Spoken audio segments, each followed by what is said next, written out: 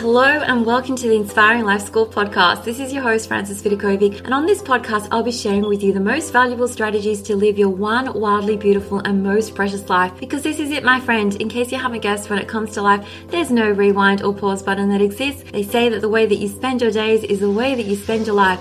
So my one and only goal here is to help you stop wasting your time, stop holding yourself back in life, stop experiencing non-stop negative mind chatter, stop just dreaming without doing, and start living life fearlessly instead, with more purpose, focus, and intention. I sincerely want you to live life in a way that when you come to the end of it, you know deep down in your heart that you 100% gave it your all, flaws and all. This podcast is not about doing life perfectly. Instead, it is about experiencing and living life with more clarity and courage and truly appreciating this precious adventure that we are so blessed to be on. So if you're with me here today, it's time to stop spinning in circles, get off the hamster wheel for good, put your hands back on the steering wheel of your life, and finally start living life in a way that you won't later regret. With that being said, let's dive on in.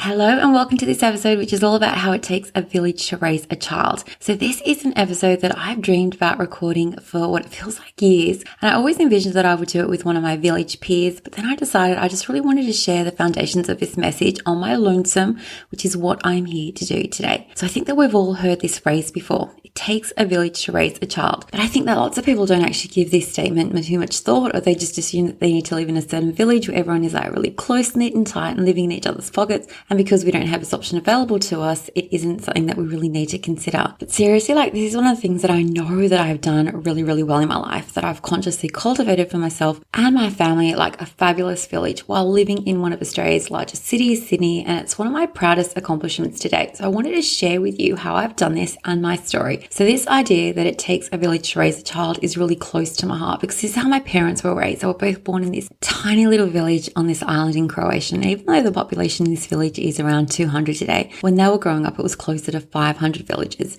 And because both my parents grew up in poverty and they wanted to create for themselves a really abundant life, they set their sights on New Zealand and Australia, where they both came to live separately as teenagers. They actually met in New Zealand. And when I say they came with nothing but a suitcase filled with almost nothing, it was definitely true for them and their peers. And they both ended up in Sydney, where they married and they went on to create for themselves a really fabulous life. But they did this alongside and with the support of many fellow village friends who'd also taken this leap to come abroad. So this is where I want to take a trip back in time almost and share with you what my childhood was like as the daughter of two really determined, strong-willed Croatian immigrants who were starting their life literally from scratch. So most of their village friends moved to the suburbs close to my parents, and after their work days were done, my weekends and days were spent in the company of cousins and the children of people that were born in the same village as my parents on this same island. And they really cultivated for themselves this true mini village here in Sydney, Australia. We'd all get together on the weekends, the men would play their cards, the kids would run a mark. The men even built this bocce court at our local park, so that's where we'd go every day after school to play. We had dances on the weekend where the parents would stay up really late, dance and sing, and while us kids would sleep on the chairs, they'd put them together with their dinner jackets as blankets. And I share this with you because away from this village, back at school, I often didn't always feel connected with my peers, especially throughout my primary school and high school years. I had really strict parents who didn't let me do whatever I pleased. They were Croatian immigrants, they couldn't speak English properly, and so that made me different from my other friends who couldn't understand why they were so strict, why I wasn't allowed to go to sleepovers, why I wasn't allowed to hang out at the shops until really, really late with random people and come home late at night with, on the bus with them. Instead, my parents' trust was placed in their little village that they'd created in Sydney and the people in it, and their focus was on nurturing a really strong environment where we could all thrive as kids. And inside this village, I really felt less alone. I always felt supported and understood, appreciated, and really connected to everyone in it, the parents, the kids, the young and the old. Which brings me to the meaning of this phrase. So I want to share with you just a little excerpt from this article by Frontiers, and it was titled, "It Takes a Village to Raise a Child, Understanding and Expanding the Concept of a Village." So the phrase, "It takes a village to raise a child," originates from an African proverb, and it conveys the message that it takes many people, aka the village, to provide a safe, healthy environment for children where children are given the security they need to develop and flourish, and they're able to realize their hopes and dreams. So this requires an environment where the children's voices are taken seriously, and while multiple people, the villagers, including the parents, the siblings, extended family members, the neighbors, the teachers, the professionals, the community members, and policymakers, they all care for the child. And so all of these villages may provide direct care to the kids and all the support of a parent in looking after the children. So even as kids, I I benefited from having this community or village that my parents had created here in Sydney. But it was actually my parents who benefited the most. Okay, they felt supported while living in a foreign country. So now I want to fast forward to my life post-university when I went to live on this island, okay, the same island where my parents were born. I lived there for 2.5 years. The first year was spent living with my grandparents in that village. It was on top of a mountain on an island. It was so beautiful. And the rest of the time I spent in the main town because my parents ended up buying a holiday home there. And the population there in the town was still rather small. It was like 3,000 residents. I think there were like 8 villages all up on this island. And while I was living there, like I really knew that this was the vibes that I wanted to create for my own family sometime in the future. Like I loved the safety that comes from living in a village, the feeling of safety, knowing that the kids within that village can go to any parent for help, knowing that they're always going to be watched over and cared by not just their own parents, but other villagers too. And there's something so special about growing up in a village or in a village type community. And I remember wondering like, how in the world am I ever going to do this in the future if I choose to live and raise my kids in Sydney? Because by the time I got married, life wasn't quite the same as like when I was younger. That little village community that my parents had created for us had sort of like dispersed by the time we reached our late teenage years. And even though like the older folks still spent plenty of time together, like all us kids were off spreading our wings, and it became less and less common for us to spend all our days and all our weekends tied to each other's waist. Hey my friend, I just wanted to pop in and let you know that I've just created for you a super special thank you gift just for listening to this podcast. So this collection includes my Do Something ebook, the No BS guide for anyone who needs to stop wasting their time today. There's also my Who Before How roadmap that pinpoints exactly who you need to become before you can even begin to achieve your goals. And there's also my How to Be a Great Mum guide without feeling like a maid or a robot, my perfect plan for me time every day, and finally my ultimate affirmation collection that includes over 100 pages of my best curated affirmations just for you. So to claim your free thank you gift, simply go to inspiringmumlife.com/thank you. That's inspiringmumlife.com/thank you. And you can sign up and receive instant access to all 5 gifts inside this collection. Feel free to press pause and do it now because I'm going to be here waiting for you. And this is just another way of me letting you know just how much I appreciate your support. And that's it for now. Let's jump back into the show. So by the time I had my kids when I was like late 20s, early 30s, I knew that it was up to me to create my own village. So I set that intention, like that conscious intention. And oh my gosh, like this is exactly what I manifested in my life time and time again. Like that first home that we bought when my daughter was 1 and I was pregnant with my son, coincidentally, it was on this private road with 16 homes and almost every house was like filled with children exactly my kids' age. Like I'm not even kidding, exactly my age. Like most of the kids were like, we're in the same class together and went off to this big school. Like how weird is that? It was almost like living in that next level stage of Melrose Place. So we used to joke, it was like Melrose Place. So the kids would go out and they play on the private road every day. If I needed help with something, I knew that I could lean on the support of other parents. We minded each other's kids. We helped each other out. And ultimately, like what I'd stumbled upon was this little tiny village in the massive city of Sydney. So eventually we moved and bought another house and we moved away from that village. But the desire for me was like still so strong for me to raise my kids in this like village type environment. So when we ended up moving our in-laws into our home. We built them a granny flat at the back of our property so my kids could see like the grandparents every single day. And we've lived with them now for over 12 years, even though my father-in-law passed away last year.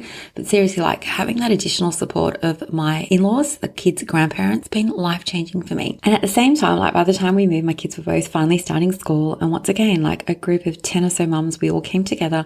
And over time, I cultivated another village for my family where I could lean on the support of other parents too. And it really did feel like we were doing everything together for a full decade. Like all our weekends were spent together. We celebrated all our milestones together. We'd be constantly like organizing events and getaways and week-long camping trips, and like every school holidays, we'd always be doing something together. And the kids ended up growing up with a really large group of friends who were more like additional siblings for them to, lean on the support of, hang out with, and extra parents that they knew that they could reach out for help.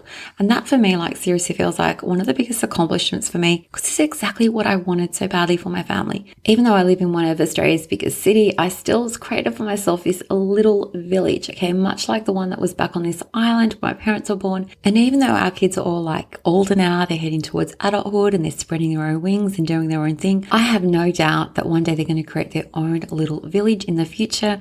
At the very least, they can always have our family village of cousins and aunties and uncles and grandparents and extended family, which I've also like consciously chosen to nurture over the years, like always organizing get-togethers, always making time for the people that I love the most. Because when it comes down to it, like we have a rule in our family, like family first, whether it's blood related or otherwise. So you might be wondering, well, how does this even apply to me? Like maybe you don't even have your own village yet. It's okay. Like neither did I. Okay. When I first had my kids, I simply set the intention to go out there and create one for myself. So for me, having this support was super important. So I was always looking for ways that I could support other parents. I loved having lots of kids over when my kids were younger. Like I loved organizing things. And did you know that you can be the organizer of activities rather than waiting for an invitation to be extended to you? Like you can just extend that invitation yourself. And rather than thinking, well, this isn't possible for me, allow your mind to wonder, what if it is possible? What if you could actively create a village of support in your life? And if this is something that you desire in your life, like I knew I 100% wanted this, like it was not even a question, I needed this. And if you want it too, how can you create one for yourself? And what would that look like to you?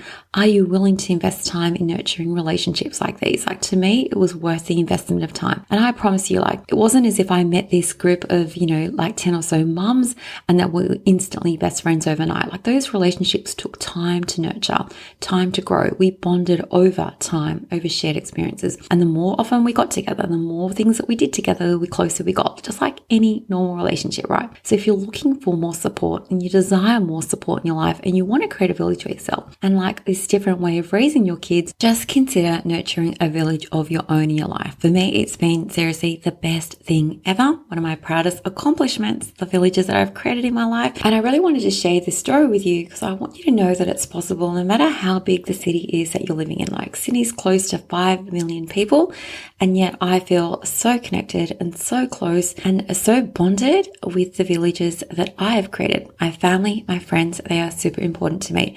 And so that is it, my friend, for today's episode. As always, I love and appreciate you all. Take care, and I can't wait to catch you on the next one.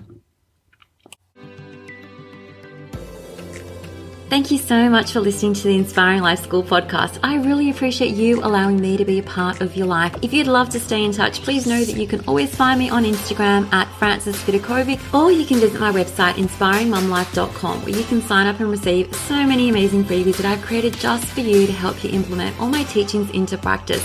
There you'll also find all my online courses, resources and programs that I've created to help you up-level your life in seriously the simplest way possible so that you can ultimately create for yourself a life that feels simpler, lighter, and allows you to show up in a way that you love as your best and most authentic version of yourself. Now remember, this podcast is all about not just dreaming but also doing, because to create true sustainable change in your life, you need to be willing to do things differently. And that's what I'm here to support you to do every single step along the way so that you too can begin to live your one wild and precious life with less stress, less overwhelm, less drama, and instead with zero regrets. Finally, if this podcast resonates with you at all and you appreciate the content, I would absolutely love for you to show your support by leaving me a review on Apple Podcasts. I'm on a mission to help more people wake up to the preciousness of life and to help them live their days with more intention and purpose, and your review will help make this goal of mine possible. Well, once again, thank you so much. I have loved spending this time with you and I look forward to connecting with you again. I'm Vidakovic and you have been listening to the Inspiring Life School podcast.